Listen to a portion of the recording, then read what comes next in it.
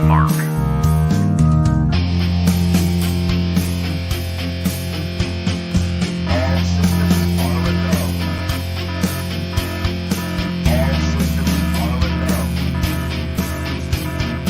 Minnesota Black Robe Regiment, you are over the target. You are authorized to fire at will.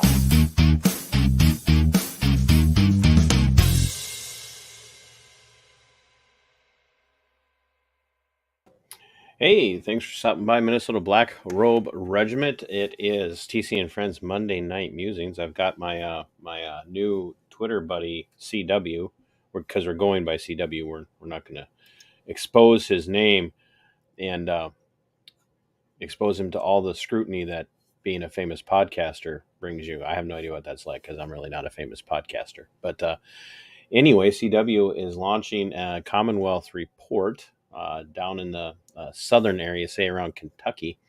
And he is going to start his own podcast. It's probably coming out here towards the tail end of February. He's got a lot of work that he's working on, and working on cams and working on sound and working on guests. And he's coming at it hard out of the gate. And we're gonna be covering a little bit of that tonight. Make sure you're checking out the coffee and the merch.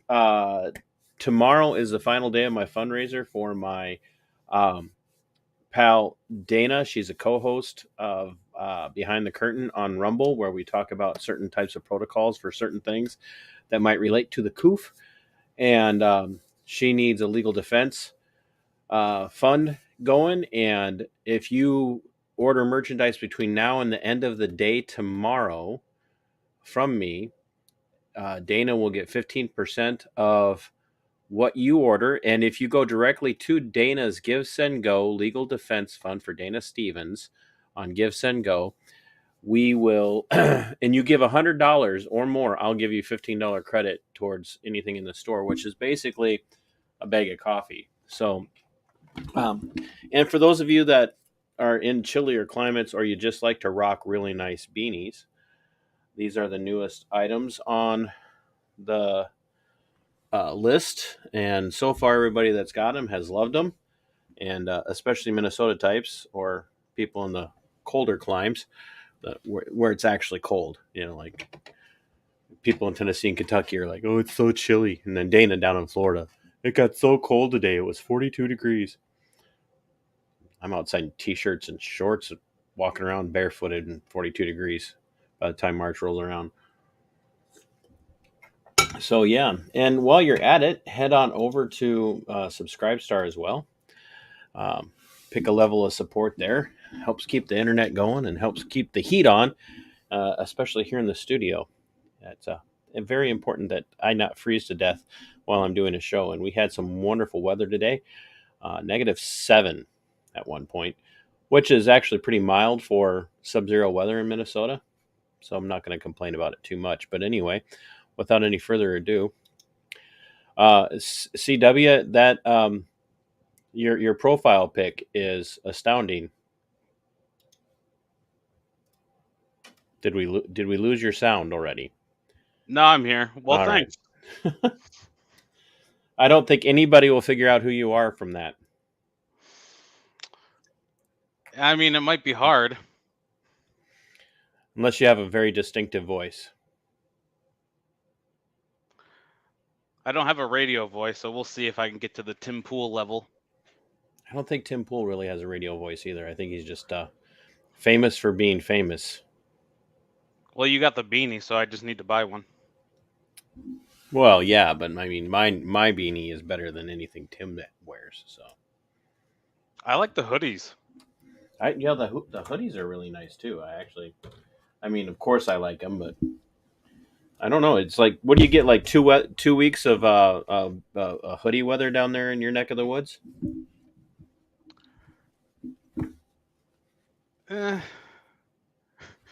Maybe 3. Maybe 3. See, there you go. So, you don't sound like a traditional Kentuckian. So I came from New York State, and that's a good place to get away from these days. It has been for years. So, what made you choose Kentucky? So I wanted to leave New York State for most of my life, but I had family issues, connections, things that Right, held me there. for And sure. then after the lockdowns, and it just kept continuing, I just decided I got to get out of there. And so you're a relative transplant to Kentucky. Yeah, under a year. Hmm. Did you have work lined up, or did you just kind of just run with it and saw to see how it go, or is it just you? Did you drag people with you? So I brought some family with me, and then I just kind of, the move wise, I just kind of went with it. Uh, was it much of a culture shock going down there? Did you find yourself like thinking too much like a New Yorker and expecting people in Kentucky to behave that way, or did you kind of know what you were getting yourself into? So it wasn't much of a culture shock because where I was from originally in New York State, it's Okay. about the same rural type of area. So I have never been to New York City, so it wasn't like a giant city to rural shock. So so you were more from like the Catskills or upper reaches in New York and further away from the major metro areas. Yeah, I was from upstate. Okay. And so did you stay rural when you got to Kentucky, or did you end up settling down in a decent sized city? So I stayed away from the cities, and where I'm at now is a little bit more rural than where I was in New York. So it's about the same. Nice. Nice. I live in a metropolis of 2,600 people, and I'm perfectly comfortable living there and not living in Rochester where I spend all of my time working. So uh, I don't blame you for wanting to get away from the hustle or not be in the hustle and bustle of cities, no matter where they're at. So philosophically, you clearly had some issues with what was happening in New York. Do you consider yourself to be more on the uh, Mises caucus side of libertarianism? Do you consider yourself more of a traditional conservative, more of a small L libertarian, or what? Where do you find yourself? So I would say I'm more aligned with the Mises Caucus, but I mean, like most people, I didn't start there. Oh, of course. Did you? I mean, and I don't know how are you 30s, 40s, 20s, I'm almost 30. almost 30. So did you grow up apolitical or in a home with parents who talked about politics, or were they opposite sides of the spectrum? Because I've been running into more people like that lately.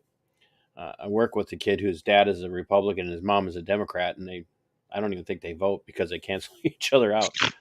So I, I don't know what that house is like at during election seasons, but yeah. So were you did you grow up Republican, Democrat, unaffiliated? Did you know what you believed, or So both of my parents were Republican, and then I think like most kids, especially high school teenagers, is didn't care. I was, skipping school, doing all the dumb kid stuff, and then I got more involved politically or just paying attention from YouTube. really? So was it like by accident you just kind of stumbled across something, or were you did you decide to start looking things up and getting to know? So I always had a knack or an interest in history. Okay. Like I would skip school, but history is I could skip school and then like ace the exams. So people I was friends with were always jealous because I could miss, a bunch of days, come in, ace the cl- final, and then pass the class higher than them.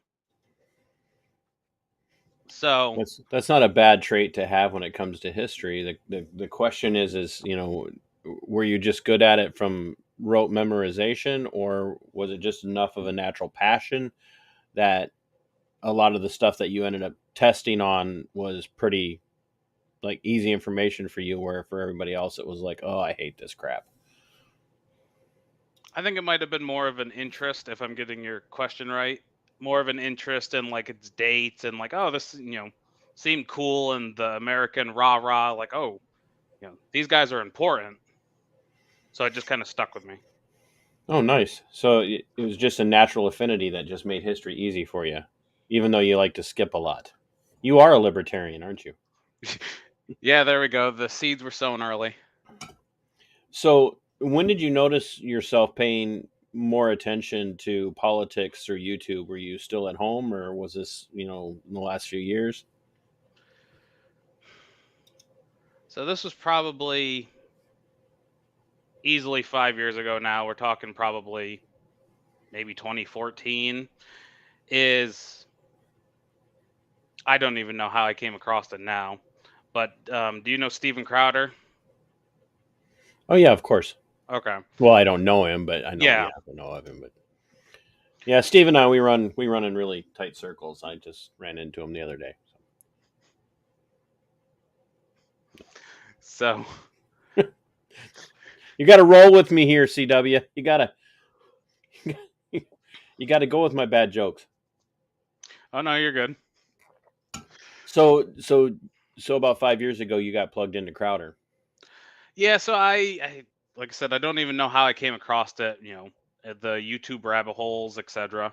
Is I found one of his videos or live streams or something. I'm like, okay, this is kind of amusing, funny. Watched it, and then it was like, oh, okay, the next Thursday or whatever, tuned in. I think I did that for 6 months to a year, maybe, and then just started to get pulled into that. I'm like, oh, what's the Daily Wire? What's Ben Shapiro? And then started watching all that content, and then maybe a year or two after that Okay. is I came across a video from the Mises Institute, a lecture by Judge Napolitano. Have you ever? Yeah, of course. Okay. Is I think it was What Ever Happened to the Constitution. Mm. I watched that, and then since I've kind of been pulled into that more, I guess, conservative media type of area, is I watched that video from the Mises Institute, and like I couldn't get it out of my head. So I watched them like, oh, this is history, this is entertaining. So watched it, and then like I found myself coming back to it constantly. And the more I did, Mises Institute, and then the algorithm showed me other things.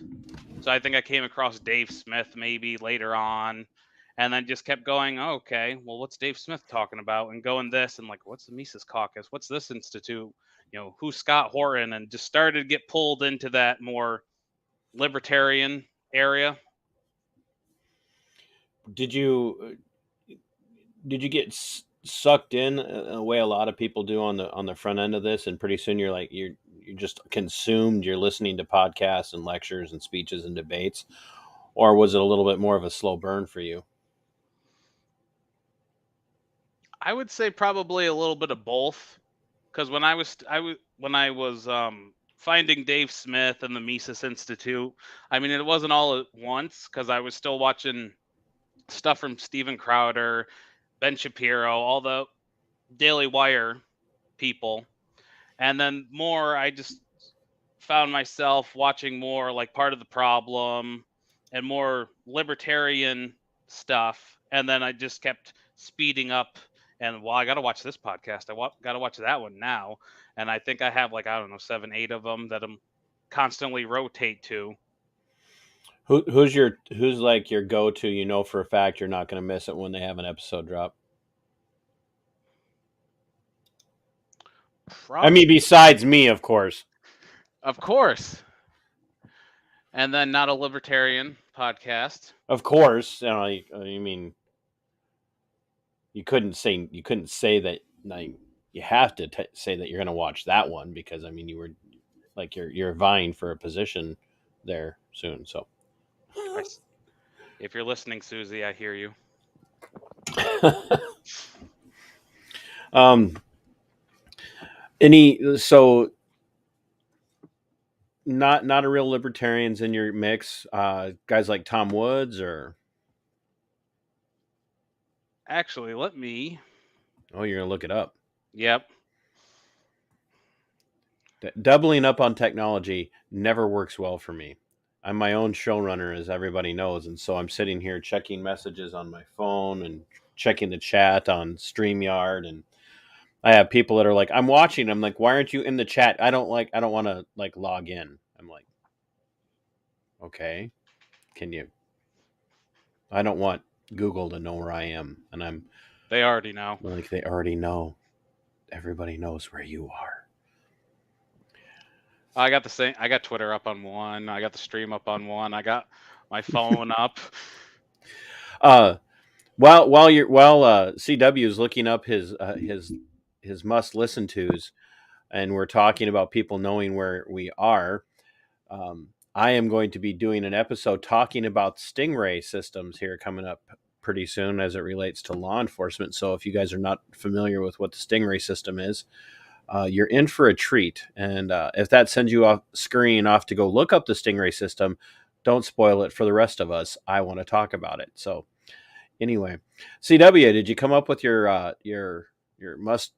go tos on your podcast? So of course we got the Ron Paul Liberty Report. See, that's one I don't listen to. Oh, okay. That, like, a lot of these I float back and forth. So it's like I'll listen to one, and then like if I'm doing something where I can listen to like three of them in a row, it's like, okay, this one, then we'll go to this one, this one. Um, so Ron Paul Liberty Report, who puts that out? I think it's Ron Paul and Daniel McAdams. Okay, and so that one definitely would be worth. There's so many of them. Well, what else you got in your top rotation? So of course there's Michael Malice's "You're Welcome." Interesting. I read a lot of his stuff, but I haven't listened to him yet. I hear him on other shows, so Did you get the White Pill? I did not yet. No. I haven't gotten it either, but it's on the list of things to get. I haven't even started the Anarchist Handbook yet. Are you talking about uh, the one what? Who just put it out? Was it Libertarian Institute that just published that, and it's a whole series of essays? The Anarchist Handbook? Yeah. No, that's published by Michael Malice. Okay. He collected a bunch of essays. God, I'm gonna blank on the names. Like Rothbard's in there, Anatomy of the State. Okay. Phenomenal read, by the way, Anatomy of the State. Oh, I love it. So you got Michael Malice, and then who else you got in your mix? I'll just rattle them off. We got the Brian McClanahan show, Tim Okay. Cass, but that one I hardly tune into. I only tune in if like Michael Malice is on or a good guest is on, because I don't want to listen to Tim talk the whole time. Tom Wood show. We got the Radio Rothbard from the Mises Institute, Human Action Podcast, Liberty Lockdown. Yep, Clint's in my top 3. So He just did one with Jesse Kelly earlier. Liberty Gal mentioned the 10th Amendment Center. They have they talk about the stingray. She says on a pretty regular, semi frequently, I should say, and they're just fun. Their whole platform is just amazing, and they do it all basically off of donations. So if anybody hasn't, go check out the 10th Amendment Center. They are a phenomenal resource for people who are into Jeffersonian republicanism. But Oh yeah, they're great. who's your go-to for current events? I mainly just scroll Twitter. That's how I find all my best listening. I end up on a lot of OnlyFans pages, obviously, if I'm just scrolling. I'm kidding, I don't. Only grams. Yes, only grams. Do you what solidified your stance as a libertarian, as a small L libertarian? Then was it how did you shift away from Crowder? Because I'm assuming, I mean, obviously he's not putting any content out over the last month or so now, but with all the with the hoopla that's been going on, but um, one doesn't tend to drift into libertarianism from listening to Crowder. And Crowder has, in the last couple of months also came out and said, I used to consider myself a libertarian, but I'm not anymore, and then gave all these malarkey excuses for why even smaller libertarianism isn't effective. And so how did you drift then, if you would, or end up solidifying in that small L libertarian mindset from Crowder, and especially Shapiro, who is, by my estimation, Shapiro is about as close to being a neocon as you can get without actually being one. So that's He's there McCain again. Jr. Yeah, he's real close, isn't he? I don't think there's anybody that Shapiro hasn't wanted to bomb, and Israel is the focus of everything. So, how do you end up there? That's got to be that had to be somewhat life altering in the sense of settling on those positions. I don't know if it was just like the age where I started to drift into, like I said, came upon Dave Smith's Part of the Problem and thought, oh, this is kind of funny. Watched another. That was a good point. Like because they had the free market principles. So a lot of the stuff Dave Smith would touch on is I had heard or felt was true from Steven Crowder, Ben Shapiro, all that. So then, like, I just kind of drifted more, and then it was like, okay, well, all these arguments make sense, or this sounds better.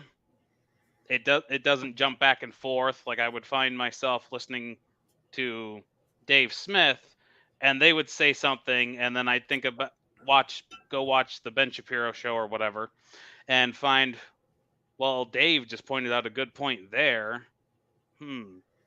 Something's off here. So I just kept drifting that way more. Was it a? I guess, how do I want to ask this?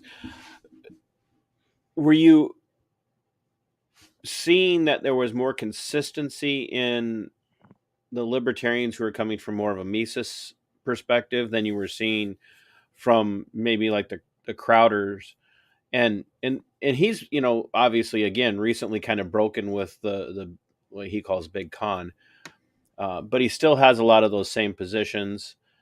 But there's also, they have a tendency to, guys like Crowder have a tendency to kind of toe the line when it comes to traditionally Republican positions. Uh, was that where you were having some struggles with libertarianism in the more conservative perspective, and what did you have to break through to kind of get over that kind of centrist Republican perspective? I'm not so if it was maybe like a breakthrough or it was just as I went, well, this makes sense from them. And like war is a big example. Like that, when I was younger, McCain was obviously the best. Growing up in a Republican household, it was like, well, obviously the Democrats are dumb. So, my parents are Republicans. So, I trust my parents. That whole, like, you trust your upbringing. So it must be their right. Right. And then I found myself, so like I said, the war, and then the more I learned, like Mises economics, is I would find myself, well, that this, tariffs or whatever, this doesn't make sense. Jumping back and forth from, say, Dave Smith, Mises, to Ben Shapiro, mainly because Steven Crowder, when I watched him, it was more of an entertainment.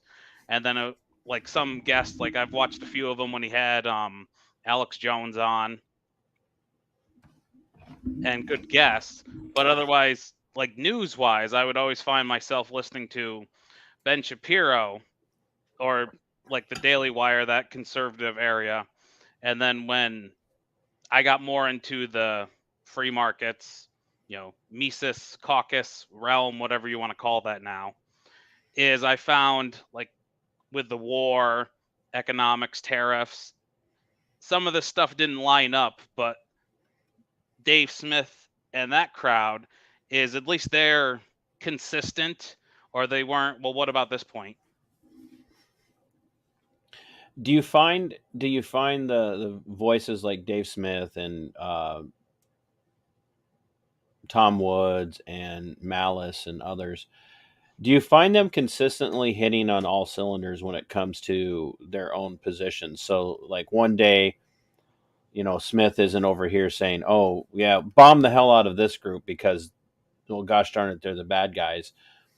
And then the next day he's like, "Oh, war is bad." Smith is consistently like, "No, we need to stop fighting, stupid, useless wars."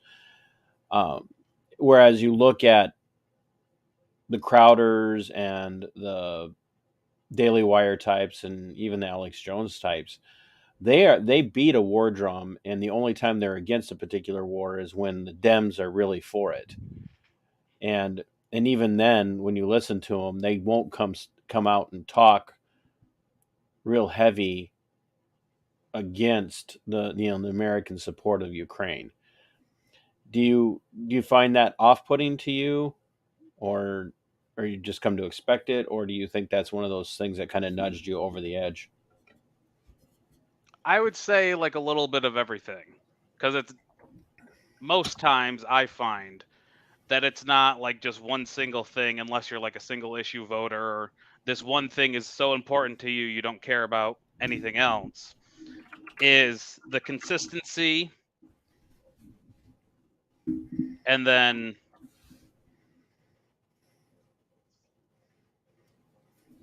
I would say the consistency probably, if that answers your question.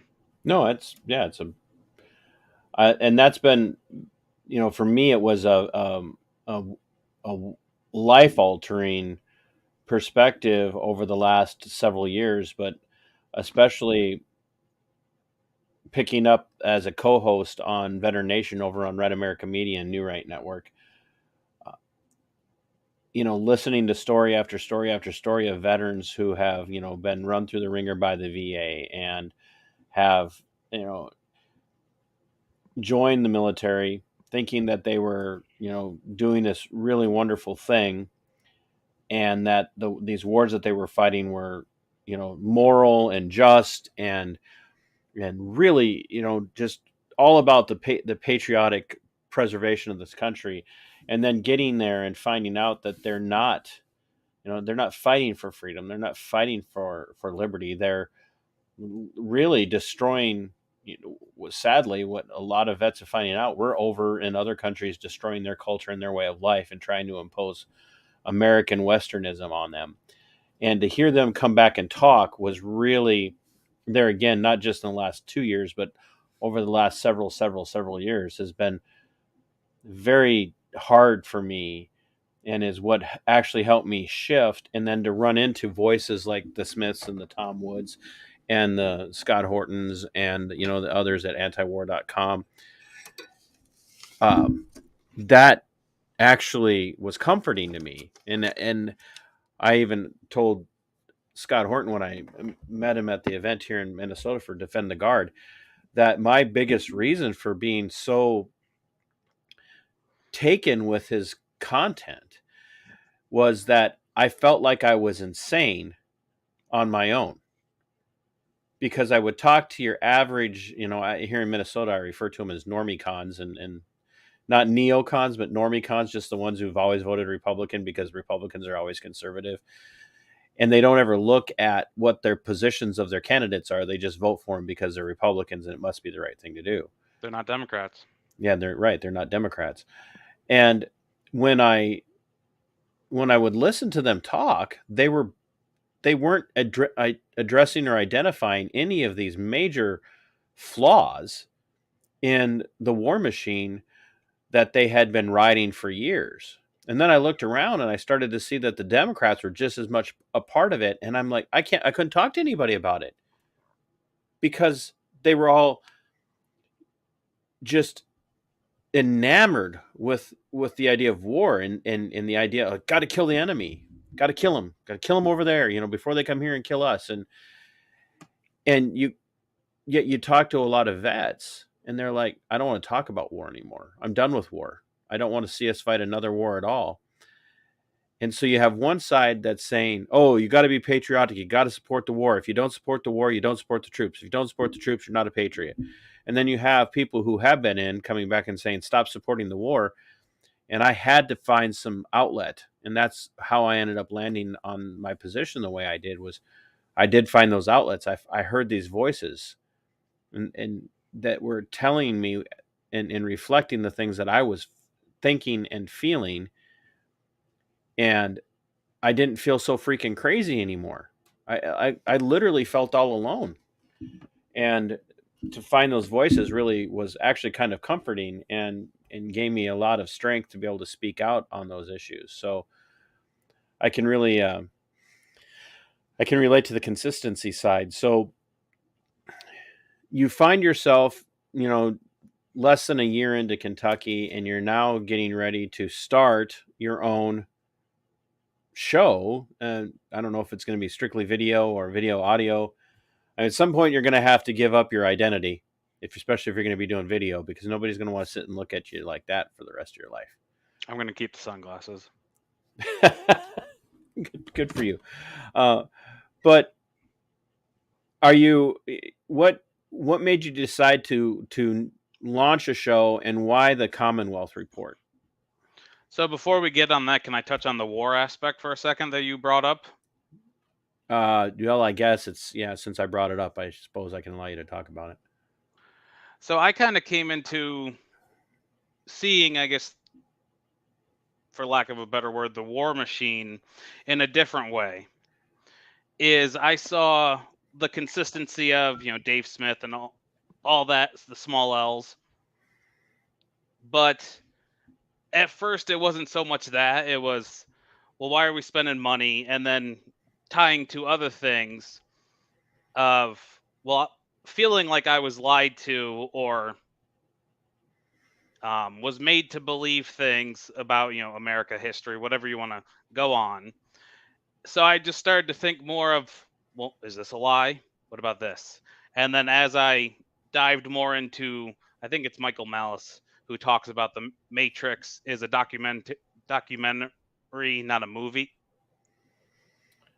Yeah, that'd probably tie in with his White Pill book, but so as I've dived more into that and just gone from the, well, this could be a lie, or maybe the whole truth is not there, is everything I've kind of come, or everything that I knew up to a certain point, is it was kind of freeing in one way, and then it's kind of, depressing or eye-opening in another of, maybe everything I've known has been a narrative, or maybe there's more to it. So that's what got me into the war of, this can't all be exactly how they say, because economics, or whatever topic you want to go with, is they fudge the truth there. So obviously, or they are probably fudging the truth in war. So that made me distrustful and come to like the Dave Smith of, we shouldn't be doing any of this. Well, that makes right. sense. And then diving into like the war in Yemen of, this is just terrible. Do you find yourself trying to explain this to people like your parents, how you arrived or migrated, if you will, to not just to Kentucky but to a new worldview, and which moving to Kentucky can like cause a major shift in worldviews too. But do you find yourself having to explain it to people and having them question your credentials as being patriotic or pro the troops when you talk against things like just these stupid wars of imperialism and whatnot, or are they starting to come around? So I've had some family members or people in my life that I've talked to that I have a good example is I see Scott Horton's Enough Already behind you. So I assume you fully read that. Yes. So I want to say it's in the later chapters. I think it's for Iraq War One around the 2000s, or mid 2000s, one of the wars over there. And Scott Horton details in one of his chapters about how they had the yellow support our troops ribbons. Mm-hmm. So when I came across that and read that, and I told a family member, lo and behold, is somebody they knew had done care packages for troops. Well, I read the book, and told them a little bit about the chapter that I thought was interesting because that was something I saw in my life on in this family members of Can the give us a little bit more detail on what you're talking about there, because, and no offense, CW, but I think people might be scratching their heads. What's he talking about with the yellow ribbons and their family and family members living this out? Go into that a little bit more. So in Scott Horton's Enough Already that you can see behind you is Scott Horton details in one of his chapters that I think early 2000s. I was in middle school, I think, at that time. So I had no idea what was going on. But Scott Horton details that before the drumming up for the wars in the early 2000s is you had a year and a half of all the war propaganda. And then once it got started, in order to keep the war propaganda going and the war machine going, is they would put out little like magnetic ribbons, and then that kind of started as that I'm aware of that would be ribbon shaped and would say support our troops, and then it just kept the rah rah up for all the wars. And then Scott Horton details in that chapter more when he talks about the ribbons. I assume it's the ribbon because it's around that time frame that those came out from, I want to say, Cheney. Doesn't have to necessarily be him, but came from the government and military industrial complex trying to sell the war. So then it tied into the patriotism. Well, obviously I want to support the troops, so let's keep it going. Do you, when you say that you saw that in family members, are you saying that like close families, cousins, uncles, aunts, grandma, Immediate grandpa, and family. stuff, immediate family, they're like, oh yeah, we got to get these yellow ribbons. We got to show everybody how much we support the troops. Is that what you were referring to? So not so much that, in a way that, but it wasn't, like I said, I wasn't paying attention, back in middle school. But when I read Scott Horton's Enough Already, is when I came across that chapter and talked to a family member about it because I saw the ribbon conveniently on their fridge still, and it the light bulb went off, and I thought, oh, is this from then? And told them about that. And to get back to the anecdote of yours, have people pushed back on me of I'm not patriotic, or what are you talking about? We're the good guys, however you want to phrase that, is when I told them about this chapter in Enough Already and read a little bit to them, and told them what the ribbon was probably from, and what what the evidence showed, is they actually told me to throw it away for them. They felt disgusted by it. So they weren't aware of the propaganda aspect of the yellow ribbon, is what you're saying. No, I don't believe so. And to be Because fair, that's really ultimately what it came down to, is the military industrial complex did it by propaganda. And as Chad in the chat is pointing out, that it goes all the way back to the Civil War, and when they would tie those yellow ribbons around their tree for their family members that were out fighting. And there is a song about it, but it's not quite the same as the Civil War story. It's Tony Orlando. If you guys want to look it up, you can go look up Tony Orlando's "Tie a Yellow Ribbon Around the Old Oak Tree," and I'll have to listen to that. yeah, it's a pretty sappy '70s song. But if you're old, you'll get it. If you're young like you'll be like, people listen to this kind of crap? Are you kidding me? So And I think, isn't that really kind of a statement on all of us, because we're all, I mean, propaganda is what it is, and it works because it works, and we're all subject to it at some to some degree or another. And I think even if we tend to be more, like I'm paleo conservative, paleo libertarian, very strong affinity to the Mises Caucus, but also the Mises Caucus is breaking into, um, the Republican Party now has a Mises Caucus, um, and they're gaining ground. But we're all prone to taking in propaganda and buying the propaganda that even comes from our own people, from our own side. And I think that the key for most of us is learning how to address what is even propaganda in our own perspectives, and not just use the propagandist talking points that are, so easy for us to look at other people use and break them down. Like when I was on with Bootleg on Not a Real Libertarian last Thursday, I brought up, marauds.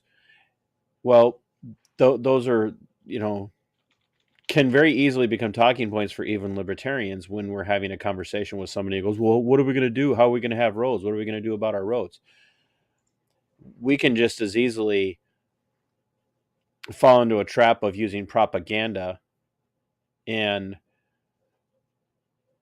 not necessarily thinking through our positions. And I think that's what has made, in my perspective, made politics so dangerous for most people, is the blind allegiance without thinking through positions, which is also one of the reasons why I was so encouraged by what I'm seeing in the Libertarian Party, is that they're not looking for, blind followers who just are going to submit to whatever the party heads say. They want you to think for yourselves. They want you to come to your own conclusions. What made you decide to do a podcast about the Commonwealth of Kentucky, since you've not been down there for very long? Or is it just in general, you're calling it that because that's where you live, but you're planning on talking about much more, uh, by way of topics? So when I started this, to if I'll give you a little bit of history, is I just started back in November, I think, is a Twitter account just because I wanted to keep tabs on what was going down here in my new home. So I've made one, followed the governor down here, the lieutenant governor, a bunch of all the political pages, and was just having a good time with it. Of trying to troll people, trying to be, you know, have fun with it. Right. And as I did that a little bit more and was just enjoying myself and amu- amusing myself, I came into interactions like with you and other people on there. And as I did them, is I got talking to that Liberty gal, if she's still in the chat, and talking to her, and she has a podcast coming up and is working on getting one. And then we were going back and forth, and she gave me the idea. I initially had no idea. I just wanted to be on Twitter and have some fun. And then I thought, when I looked through YouTube and stuff, like there's no one really covering, Kentucky, and it, yo, got me too. Of I thought, well, there's a reason I left New York State. There's a reason I dreaded being there for the lockdown years and years before that. Of maybe I need to connect with people and not be that silent majority that we hear all about, and actually interact with people, and you know even if it's a couple people or family members that just listen to it, at least it gets that momentum out there and gets the topic changed of maybe we should balkanize in a way. And there's a reason New York State and California are typically the laughing stocks of the other states, is because of all the stupid policies they do and everything they believe, regardless of how you feel, is the policies have consequences. And as I paid attention more on Twitter, I saw that a lot of those same policies, I'm going to offend people, is the electric vehicles, all the climate change, everything is was also happening here. So I thought, maybe, somebody needs to talk about this. How come I don't see anybody talking about this? And then when I talked to that Liberty gal and she gave me the idea, I thought, I could do this.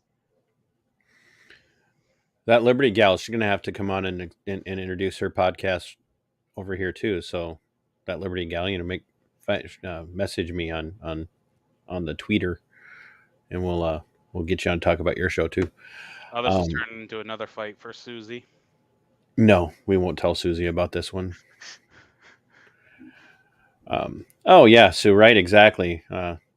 Minnesota Sue joining California and New York for sucky states to move out of. And I mean, soon, Sue, I mean, if it weren't for some certain families' ties and constraints, like my two beautiful granddaughters, I'd be out of Minnesota even if it meant going alone right now.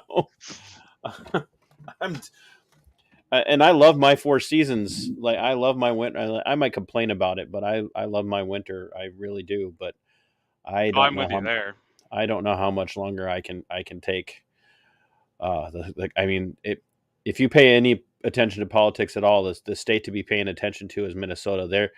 They're making California and New York look like slightly passive aggressive Marxist. Minnesota has gone full Marxist.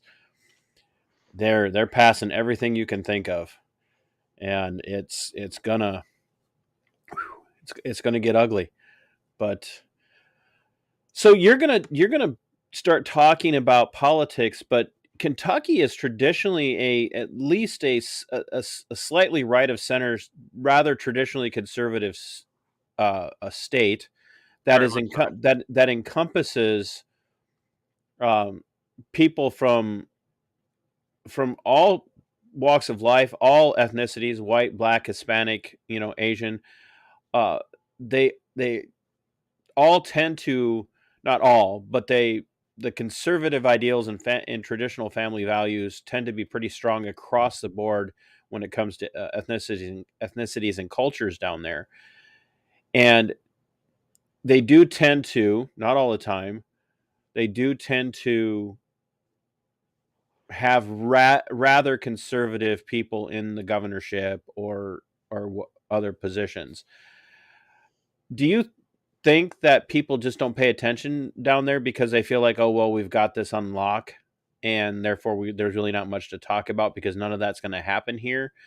And is it making it easier for the powers that be to slide that underneath, the crack of the door and kind of make it happen because nobody's paying attention? So I feel a little bit of that, and then tying into of it just seems to be a binary. And I'm going to push back with you a little bit on the even in the governorship of it's more Republican leaning, however you want to define that, or conservative beliefs. Because I've only been here, like I said, just shy of a year, and our governor has gone, from my limited knowledge, is he's all aboard the electric vehicles. I think I saw on Twitter earlier, is he wants universal school choice, higher teacher pay, is healthcare is a human right. Well, wait, go back a Good. second. So your governor is allegedly a Republican. No, he's a Democrat. Okay, he Andy, is a Democrat. All right. yeah, Andy Bashir. Oh, yeah, yeah, yeah, yeah. Um, you said he's for universal school choice? I believe so. I believe that's what I saw earlier. That No, would be it was pre-K. It was pre-K. because universal school choice would be you'd be able to take the money that's being spent on your child in the school district, and that would follow your child to whatever school you would choose to send them to. Are you talking about I misspoke. univer- are you referring to like universal, like everybody's kid will be, basically mandatorily enrolled in pre-K classes and nobody pays for it, like for preschool or whatever? I'm not Or exactly sure in-depth policies, just going off of his Twitter, and I got it pulled up right here, is pay raises for teachers, student loan forgiveness, universal pre-K. Okay, there you go. So not Yeah, I misspoke on choice. the school Yeah, choice. Sorry. yeah.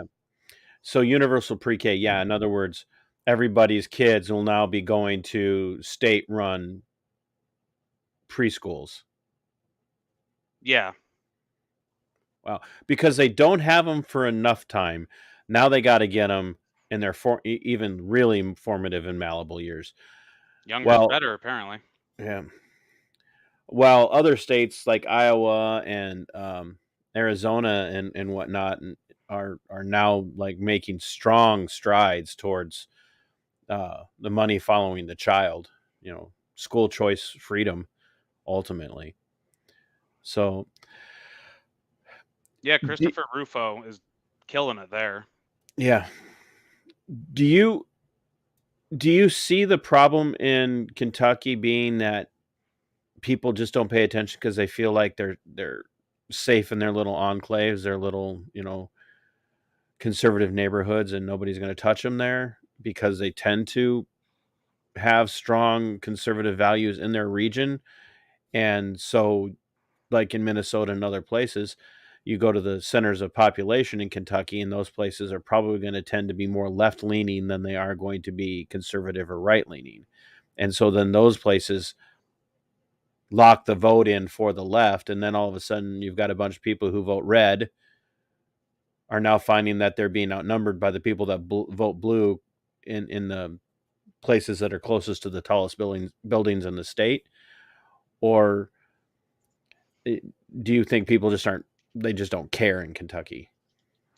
I think it's a mix, actually, from what I've seen so far, because I've gone to one meeting is like just a regular Republican county meeting, and you had, I don't know, like your typical middle-aged people that would be there concerned about, okay, what's going on, but you didn't see, I hate to say it this way, but it's like an old person's game. It's, you go see everybody. That's the feel I got from it. And It's a then, social club. yeah, basically, I would think that's about right. Get out, because when I was there, because I was actually there to see a candidate running for governor that I had, back to the 10th Amendment Center, given some info about nullification, 10th Amendment, and, how to push back if he wanted to do that. So I went there to see him and meet him and try and give him some info. How'd And that go? it was actually pretty good. Good. So you're Tom Woods. Do you know his book Nullification? Yep. So I Great gave book. him that and given him some resources from the 10th Amendment Center to read up on, and jumping around a little bit, if that's all right. That's it's Monday night musings, not Monday night stick to the point. So when I had made this, the Twitter account I have, is I was mainly just being a troll and just trying to have fun. Well, I came across him on Twitter, and that's how I met the guy initially, is because I was just trying to, have fun with it and try and troll him. And then when somebody mentioned defend the guard legislation to him, is he read the link somebody provided to him and then, came back and comment, I would be interested in doing that. So I kind of stepped back a little bit and thought, maybe I don't want to burn some bridges in that way, and, just have fun with it. Maybe there's more that can even be done, even if it's, meeting not in person, but just, social media, whatever, of talking to a couple people. Hey, I agree with this. Oh, this might actually, get a couple more people and get defend the guard, 2A sanctuaries, whatever you want pushed, is that might be the way to do it. So jumping back to your question of, do people pay attention, or, is it just kind of a binary? Do they feel safe? From what I've gathered, is the meetings, I've only, like I said, been to a couple of them, is the one I went to felt like a social club. But when you scroll on Twitter, and I mean, obviously you can't tell everybody that comments on Andy Bashir's Twitter, for example, is from Kentucky. You're obviously going to get everybody from all over. But when you scroll through his Twitter and like if he'll put out press statements or any post, like even posts about his dog, what I find amusing or is hopeful at least is it just gets ratioed. It's people complaining about lockdowns.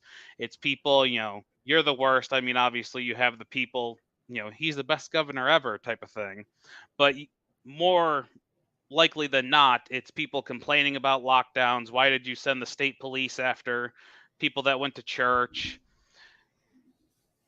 So back Yeah, good. but I think that the problem that we see is that social media is very easy for people to have to be activists on.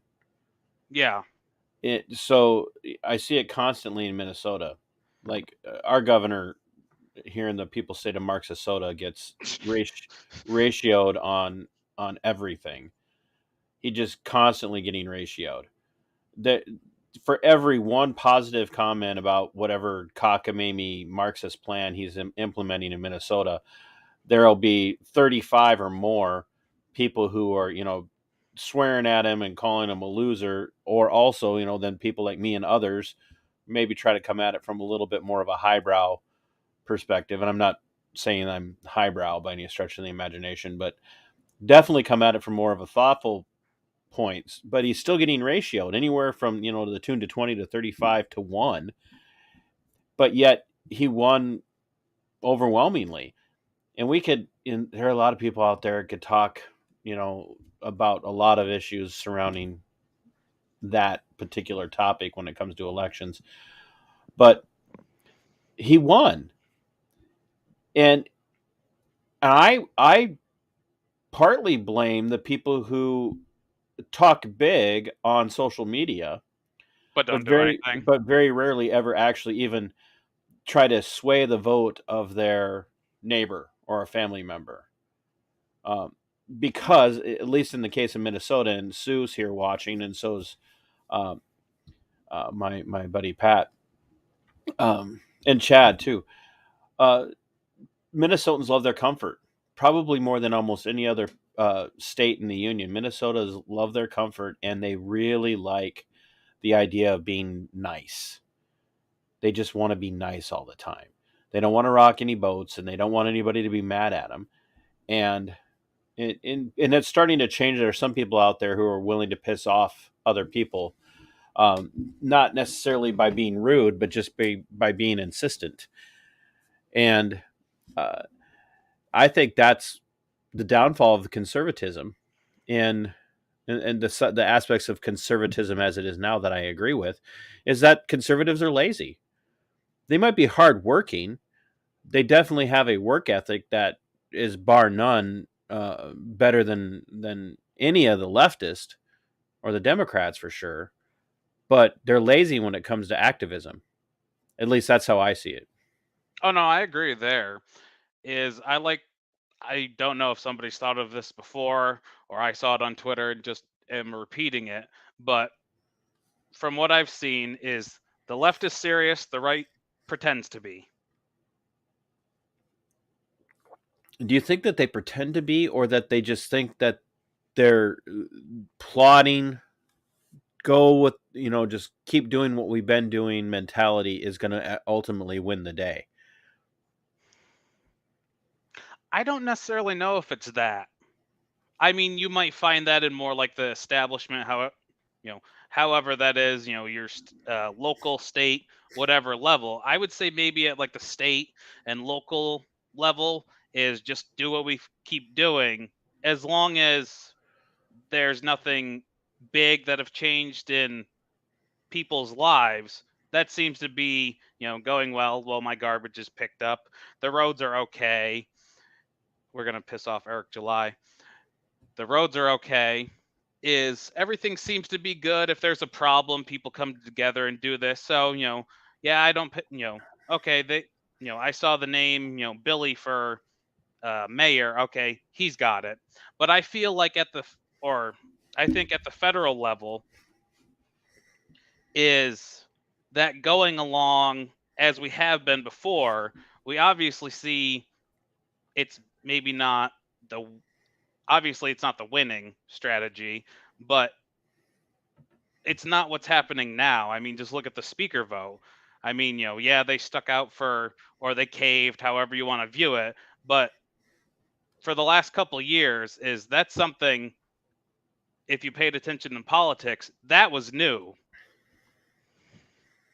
Yeah, there hasn't been that big of a fight for Speaker of the House by a controlling party in a long time. And it was amusing the whole time. Well, just the bad lip readings that came out of it alone were enough to make it worth the wait. I'm biased though. Every time I saw on Twitter that Kevin McCarthy failed, I just laughed. Well, yeah, I was actually hoping at some point he would drop out, but Did you see Matt Gaetz? I don't know how well you paid attention to it. I just saw it on Twitter that Matt Gaetz actually nominated Donald Trump for speaker. yeah, I saw that from the floor. I thought it was a shenanigan, but I don't. It's just If it kept, in my opinion, if it kept them arguing about this and not spending money or spending more money on billions for Ukraine, I was fine if they wanted to nominate a dog. no comment on that one. No, I am actually a big fan of government shutdown, and I tend to not say government very often on my show. I tend to refer to the state because I know who the real government's supposed to be. But yeah, I'm all for Congress and the Senate having to shut down and not do business. Like the more they're shut down, the less likely we are to have a major catastrophe.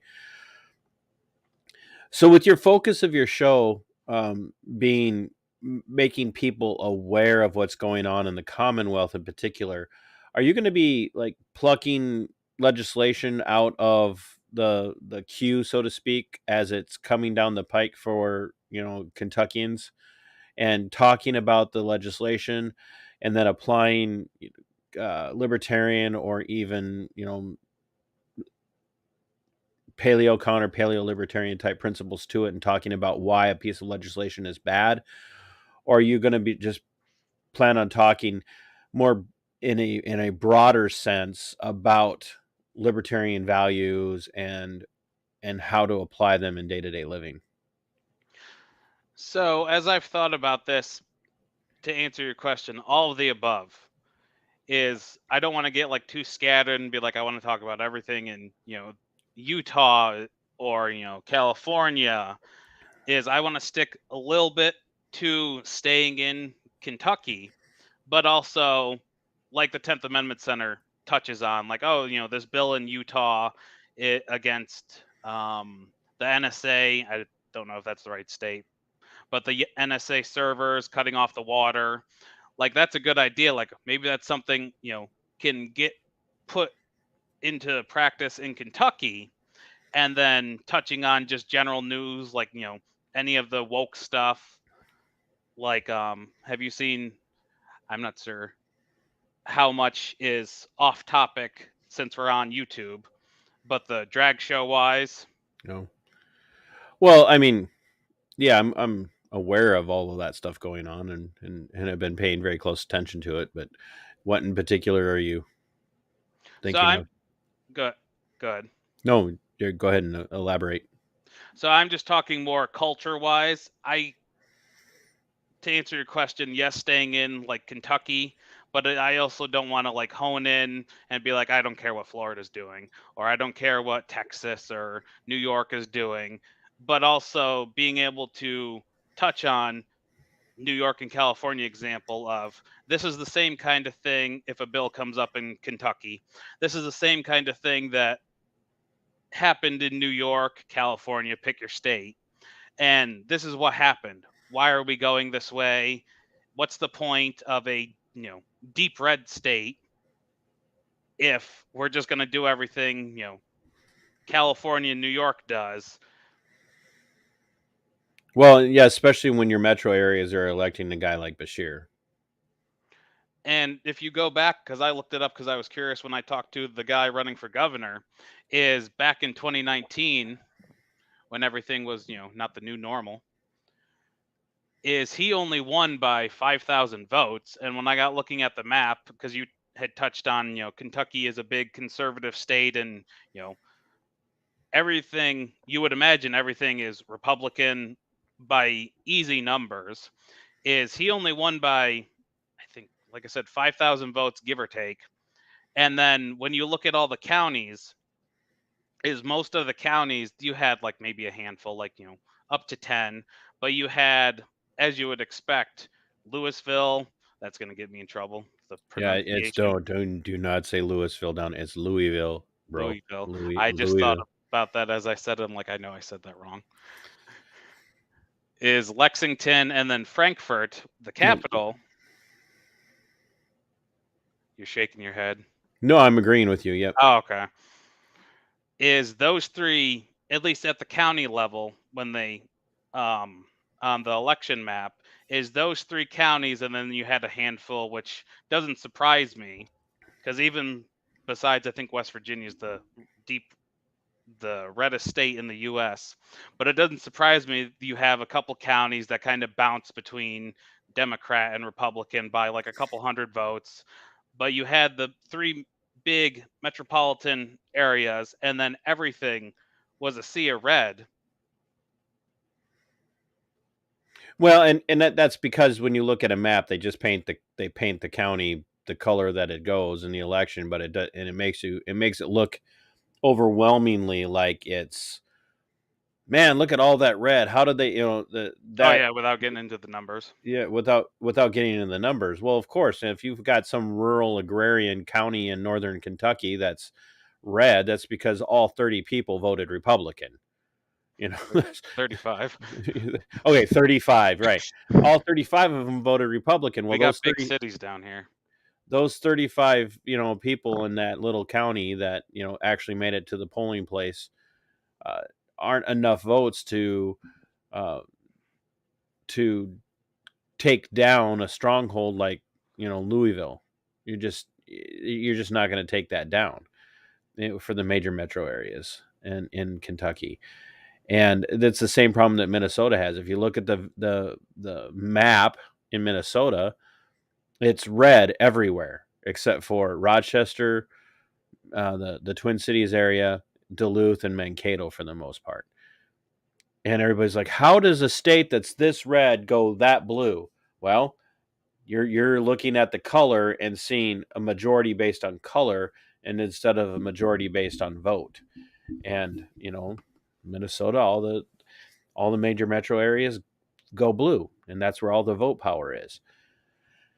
And I'll be damned if I can figure out a way to change that, because anything that you do to change it, of course, you're going to be accused of gerrymandering or tampering with elections and whatnot. Voter suppression. Voter suppression, right? Um, what are some of your hot button issues? So give me, without going into detail, just kind of give me your top 5 issues that you want to pay attention to and address on a regular basis. So the ones that come to mind for me is probably guns, because when I went over the Kentucky Constitution and everything, is they have language in there that is typical of most states, of the legislature gets to craft and regulate the carry, I believe it's open carry, Mm-hmm. of firearms. So guns is one.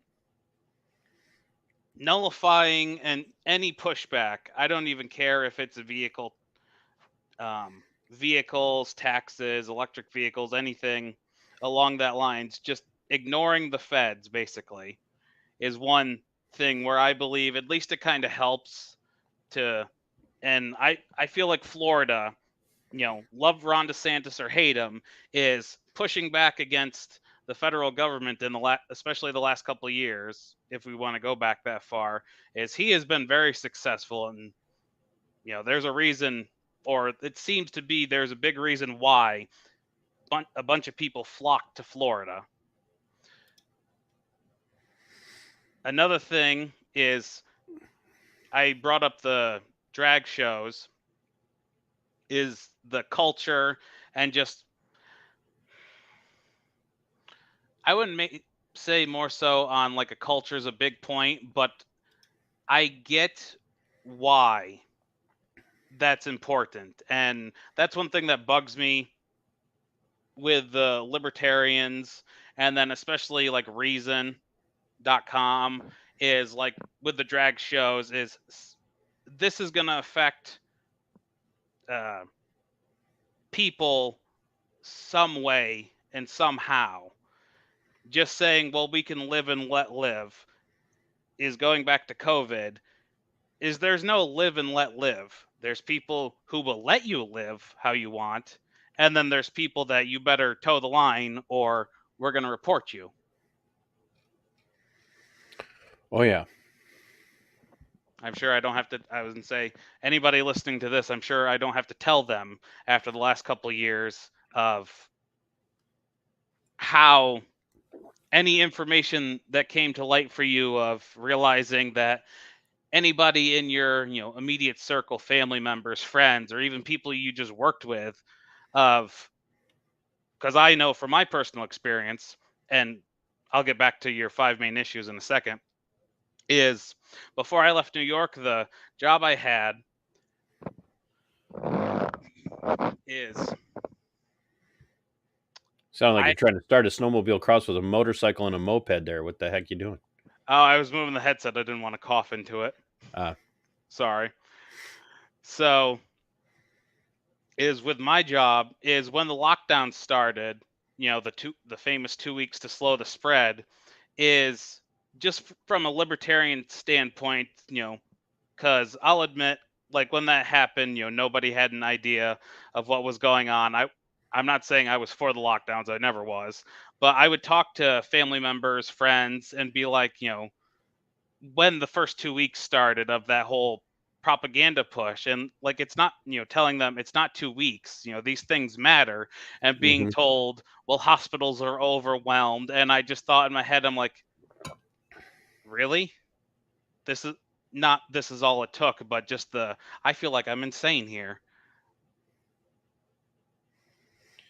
Oh, you're not the only one, and I had been telling people, for years, and you've heard me talk about this before. I've Yeah. warned people for a long time that it was coming, and I tell it, and I told everyone they're telegraphing to you exactly what they're going to do here in Minnesota, and people still wouldn't listen to me. And then when it started coming true, they were coming back and going, "How did you know?" And I'm like, "Well, you knew too. I told you. Why didn't you listen to me?" "Well, what do I do now? Maybe you should have listened to me sooner." So, Yeah. I touching back on earlier topics though, is like with the war propaganda, is I feel like that is, especially if you were paying attention and you came from a place in the beginning 2 weeks or a month of, and you could kind of see through the veil, even if you didn't care freedom wise or everything that was going on, you could right. see something wasn't right, or this doesn't make sense. Oh, for sure. Yep. Or even if you came from that more freedom mindset of, I don't want to wear a mask, or I don't want to be told who to go to a party with, or why I can't, and then seeing stories online like that famous one on Twitter of the guy was wakeboarding or whatever it was in Paddleboarding and paddleboarding, yeah. off a beach in California. Nobody around. Yeah, only one out there, and they had, I think, 2 Coast Guards boats chase him I down. thought it was sheriff's office water patrol that chased him down and forced him into shore. It might have been. I just Yeah. assumed Coast Guard. It's been a while. And then we had like I'm sure you remember seeing, is like basketball nets at playgrounds and stuff being taken down. Right, because if you take the net off the basketball hoop, you can't play basketball. It's impossible. Yep, You it can't. stops a park. It stops people from gathering. You cannot shoot a hoop at all unless there's a net there. It's magic. So we had sorry. So, No, you go for it. Because I remember when it first started, it is, like I said, talking to family members and arguing. You know, I remember multiple times arguing with them almost to like a heated argument of, what do you mean it's 2 weeks? And like, being told like, well, hospitals are overrun and such and such. And I still believe them because these people that I knew worked in the medical industry. So I'm like, okay, I'm not gonna not believe you. But from having that more libertarian or being exposed to the narrative, shall we say, is I knew like I just don't believe that. Like, even if it is, the hospitals are overrun, like even if we just go to a constitutional perspective of like, well, this still either this matters or it doesn't. And obviously, I guess I was a little naive there of obviously it doesn't matter. They did it anyway. So, getting back to your top 5 issues, you Second Amendment and certainly First Amendment issues when you talk about freedom to assemble and freedom for petition and whatnot. Um, would you say that one of your top 5s would be legislation for defend the guard type stuff? Oh yeah, I agree with that. That would be, I guess, if we're boiling down, didn't mean to get off topic there. If we're No. getting back to the 5 of the guns, nullifying the feds anyway, that can be done, is I guess you could kind of include culture in there of just mainly just don't do what New York did. If we're going to boil it down to a simple sentence, is don't do what these other states are doing. There's a reason why people like Florida and people like at least the pushback of it, more of the climate change agenda, because with the, I'll touch on that in a second, in the whole climate change agenda, and then lockdowns are big for me. And say obviously anybody who's listening or paid attention the last 3 years, is lockdowns had an effect on you, or lockdowns are something you're at least aware of now, of I don't want that to happen again, or of not here type of mentality, if that Right. makes sense. Yeah, absolutely. So I know that you're working on getting guests on for your first few shows. Do you have a are you planning on it being mostly guest driven, or are you thinking that you're going to do quite a bit of um I don't know how to Like say it. solo. Not just necessarily solo, but just like maybe a lot more commentary or a good mix of commentary or As of this moment, because I'm still trying to piece together how to do, X, Y, and Z of it, is I'd like to, or I like the more guest format and like actually having a conversation instead of like, I get the purpose of solo content. It, so in the beginning, is I'd like to stick to more of the guest format and like, okay, well, meet and connect with people in that sphere of like, okay, well, I'm not the only one. Obviously, you see something wrong here, whatever it is okay. And then talk about, well, I saw this, I saw that, is how to go forward and actually not be the lone voice, if that makes sense. yeah, that's I think that a balance is always really is good. I think the more that you get your legs underneath you going forward, the more you'll feel comfortable doing commentary. I started off kind of man on the street stuff, but then the brunt of what I did really became commentary, and then I started working in interviews and conversations. I don't even like calling them interviews per se. I really don't want to. I don't have a set list of questions I'm going to ask, and uh, it doesn't work for everybody. There are some people like I couldn't do that, and I'm like I couldn't do it off of a scripted list of questions I need to ask. it would absolutely destroy any natural flow that I have. So Yeah, I get that. what do you? So before the show, you said you're thinking sometime towards the tail end of February. Are you kind of narrowing down a date for that, and who you thinking you're going to introduce the world to with your first show? So I'm thinking probably mid February. I don't really have a date yet. I need Okay. to get all that get that all figured out. I got stuff going on the next week, so I can't, you know, commit to actually starting it besides being on Twitter and doing that whole thing. Mm-hmm. But I see if she's still in the chat is that Liberty gal as I've talked to is getting her on and talking with her and going over as being one of the first guests is I would like to get you on obviously more than just possibly once. We got bootleg and them.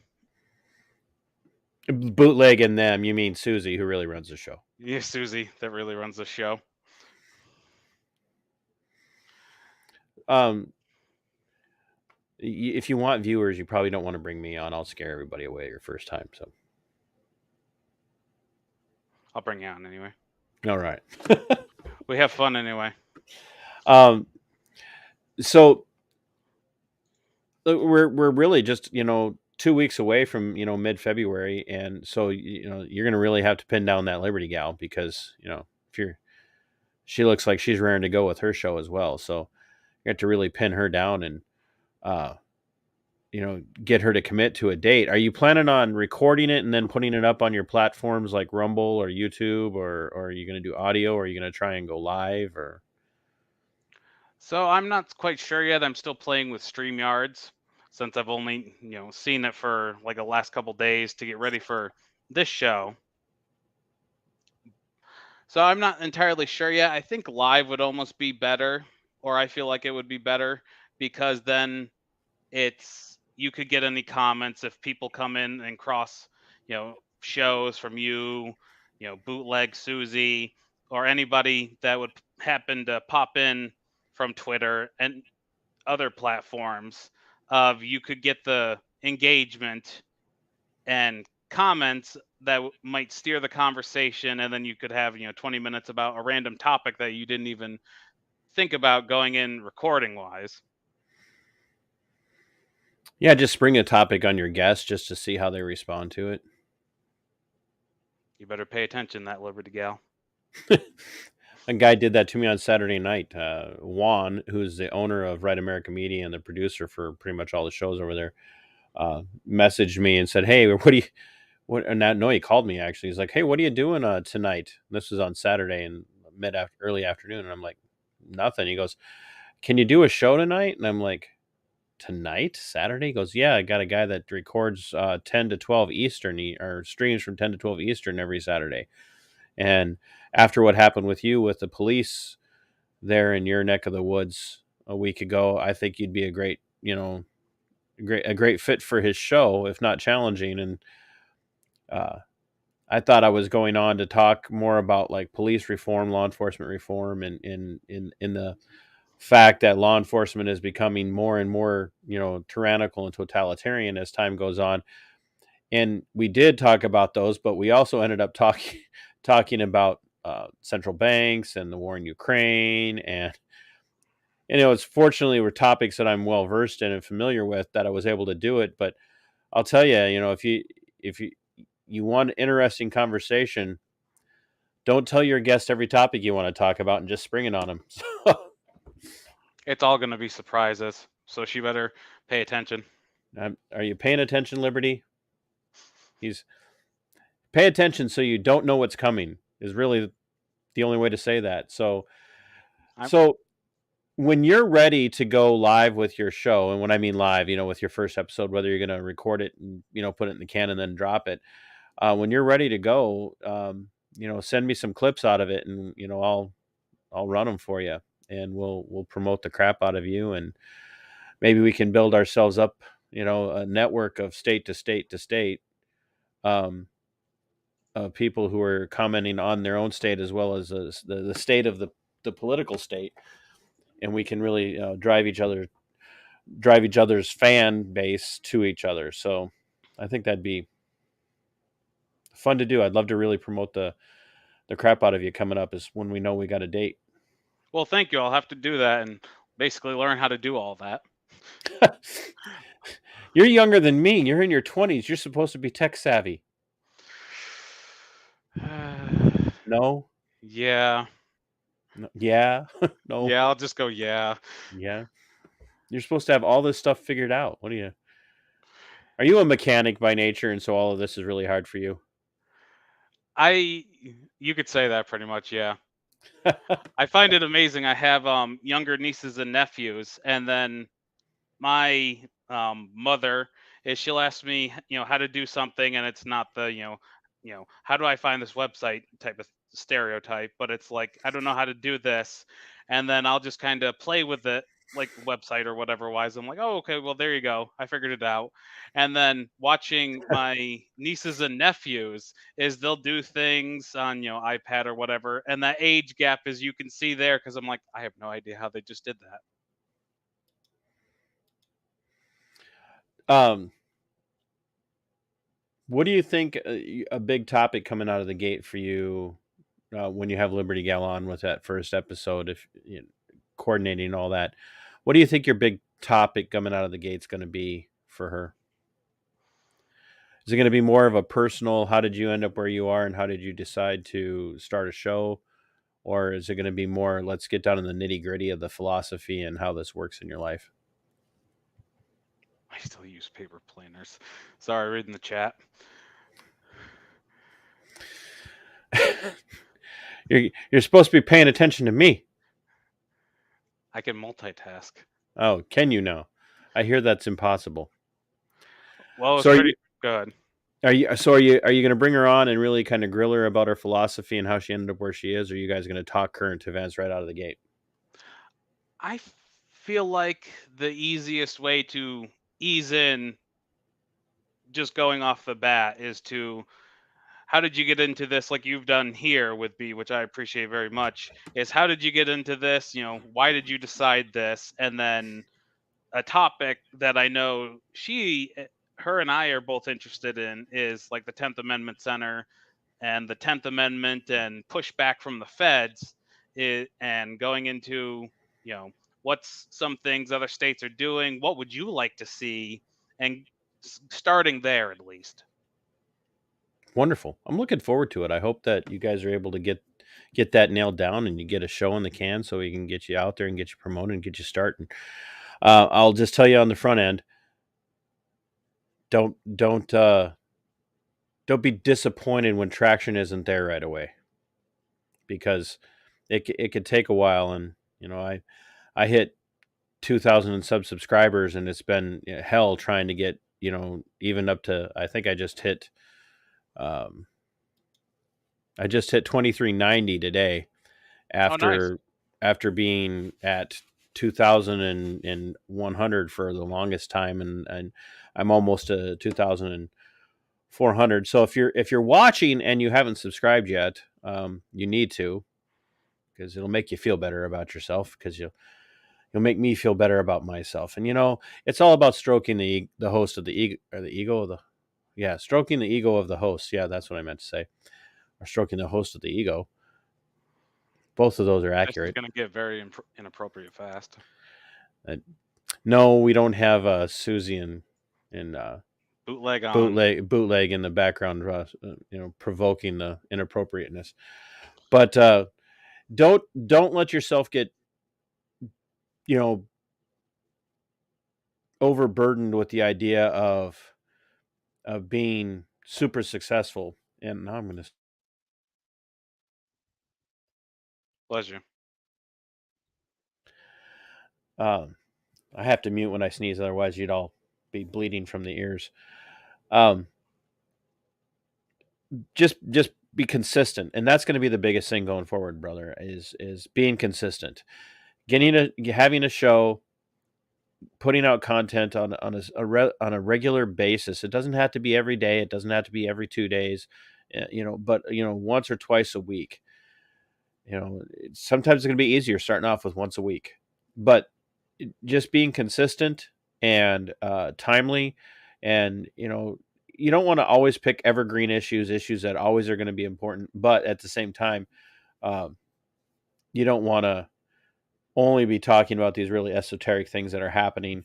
Sometimes you really are going to want to personalize it. And the great thing for you is you've got a broad range of technology and resources and assets that you're going to be able to really lean on, and to ask some really good technical questions like, what do I do about a mic? What kind of cam do I want to get? Like when I started off, if you go back to my earliest videos, I was recording with a cell phone and a GoPro. And a GoPro is great when you're out on the street. Really good audio, really good video for that. But boy, the audio and the video for a GoPro in person, just sitting on a little stand recording, is not the greatest way of doing it.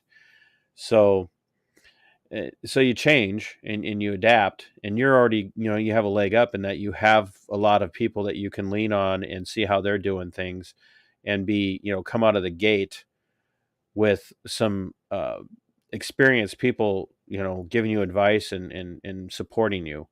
And that's the biggest thing for a lot of new shows.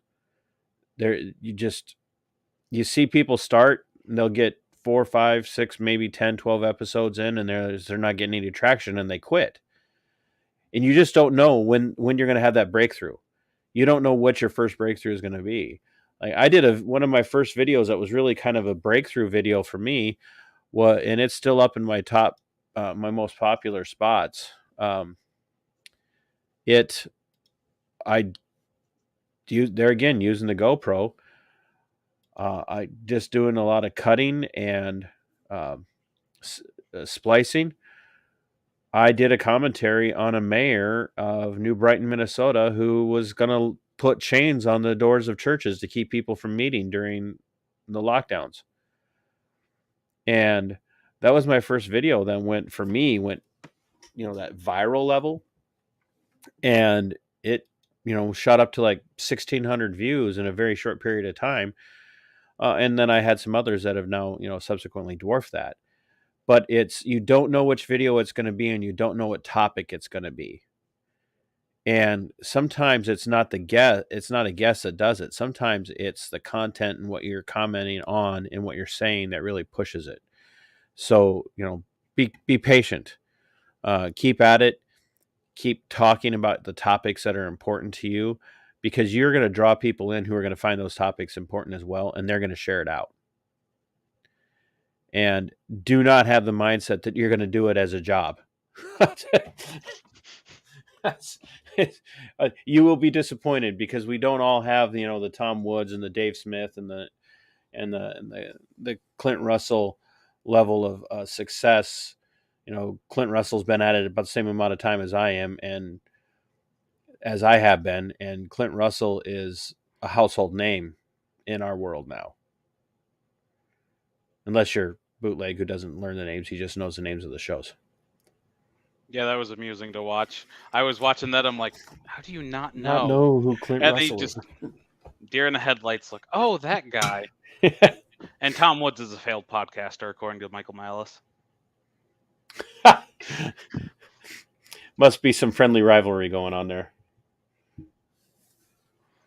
So yeah, keep me posted when you're. I don't want to keep. It's already 9:00, and I have to make dinner yet, so I don't want to keep you up all night. But I know you're an hour ahead of me. But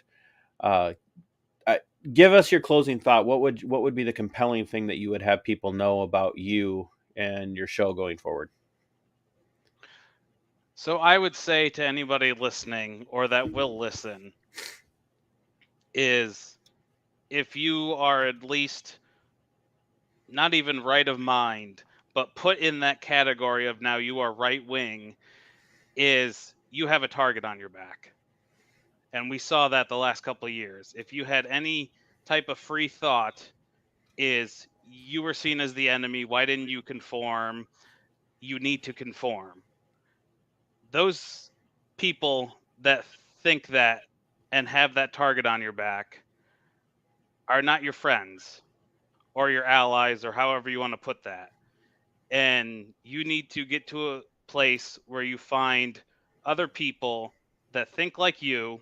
That's right. I- and I'm not talking echo chamber, at least think you shouldn't be locked away for years because of whatever reason, because we're on YouTube, and that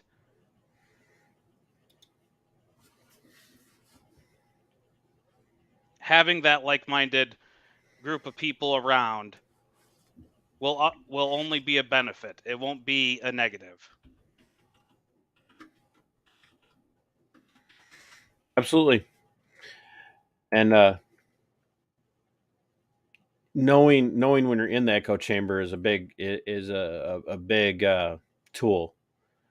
It recognizing when everybody around you is saying exactly what you're saying all the time and always giving you the pat on the back and saying, "Oh, you're dead on right." Sometimes maybe you are. You're always dead on right. But when that's all you're ever hearing, and you're not getting any pushback. You're probably in an echo chamber, and that's a dangerous place to find yourself. Whether you're hosting a show or um, just talking politics in general, which is ultimately one of the biggest failings of the uniparty and the political paradigm here in the United States right now is that the too many people live in that echo chamber in, in their own homes with their family members and their neighbors and their friends are all of the same mindset and are not capable of having a conversation about a topic where they may disagree because they don't know how to handle it. And that's a dangerous aspect of the echo chamber. Man, CW, I'm looking forward to you getting started and being able to tell everybody to head over and check out your content and uh, let them know how to find you. And so you're going to have to make sure you keep me posted on when you guys launch or when you launch. Well, thank you very much. I will, and I appreciate it very much for you having me on and having us talk for going on almost 2 hours now. It's been good. Well, it's got to cut your teeth somewhere, right? Yeah, right. You guys got to start somewhere, and it's always easier to start with somebody that you interact with than it is to try and push something out there as a relative unknown. Trust me, um, you you and I will be in that same relative unknown place for a long time. So uh, the podcast world is full of podcasts, and it can be hard to make traction. But you stay at it, and you get started and stay at it, and I will be there for you, support you as much as I can. Well, thank you. I'll be there for you too. And I'm just Thank- glad you haven't blocked me on Twitter yet.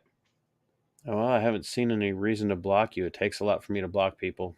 Now, I need. if you start trolling me with like really like horrible like libs of TikTok level stuff, then we might have a different conversation. I need to up my game then. Mm, let's not work on that too hard. So I'm going to do my close. You get out here, go enjoy the rest of your night, and I'll talk to you soon. All right, thanks. Thanks for Thanks, having me man. on. Good luck. You too. Ladies and gentlemen, the Commonwealth Report will be coming at you soon here in the next couple of weeks, and I will strongly encourage you guys to uh, um, check them out.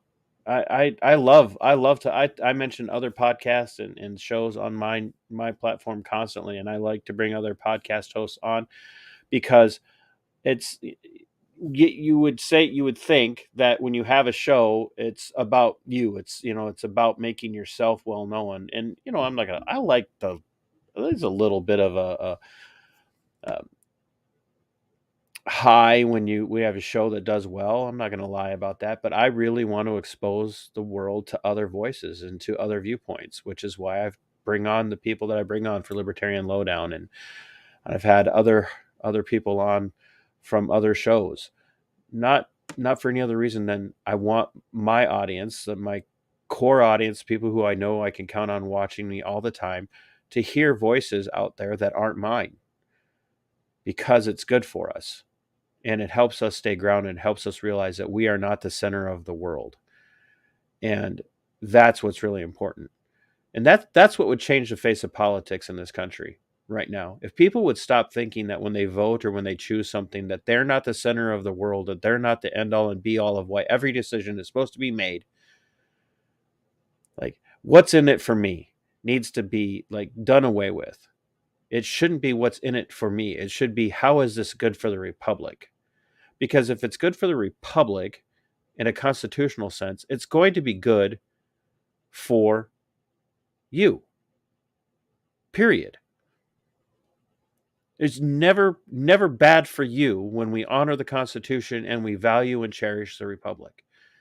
And if that means pushing people into a realm of other shows and listening to other podcasters and listening to other commentators, then that's going to be good for all of us.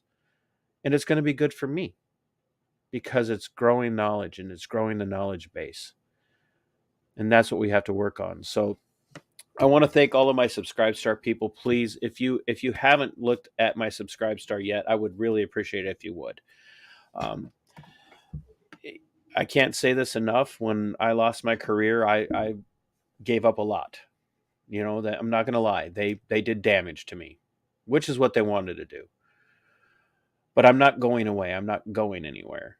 And if there's anything that you guys can do on Subscribestar to help continue to make that be a reality, then I'll be very appreciative of that.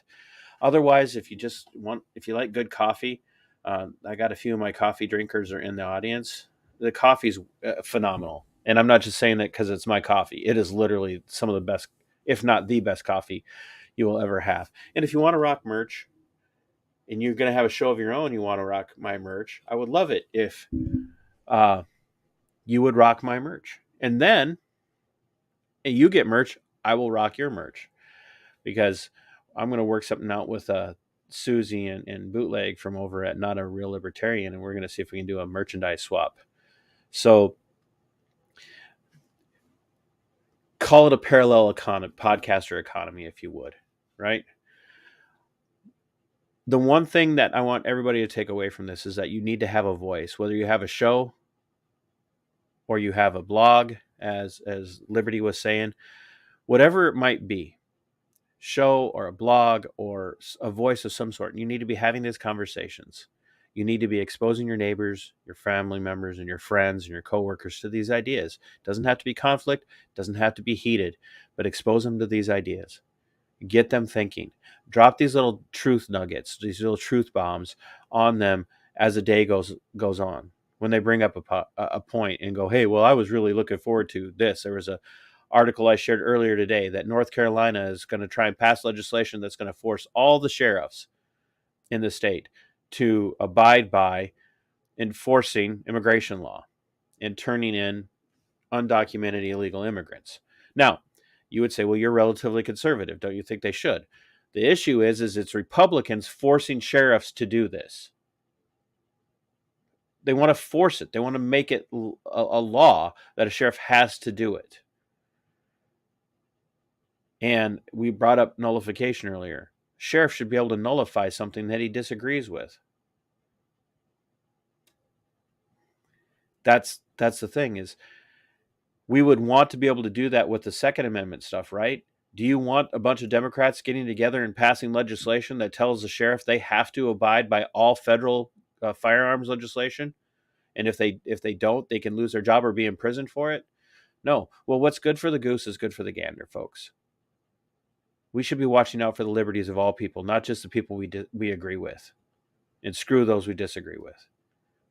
It needs to be about fighting for the liberties of all people as they're enshrined in the Constitution and the Bill of Rights. So on that note, my friends, until next time, please fight for your liberties. They belong to you. Fight for your freedom. They are yours. And Sic Semper, Tyrannus. We are go for liftoff in T-30. Stand by for further instructions, Minnesota Black Robe Regiment. Secondary guidance systems engaged. Minnesota Black Robe Regiment, it will be on my mark.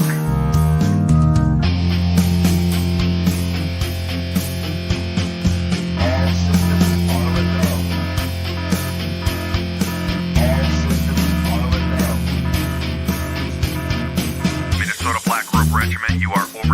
target. You are authorized to fire at will.